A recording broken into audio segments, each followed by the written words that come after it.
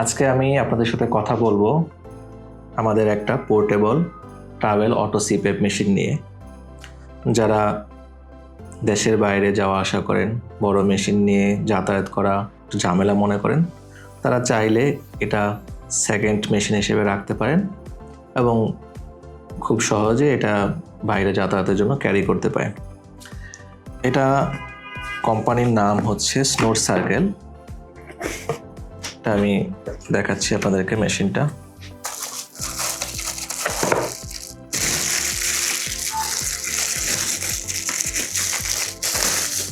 এটা হচ্ছে স্নোর সার্কেলের পোর্টেবল অটো সিপ্যাপ মেশিন।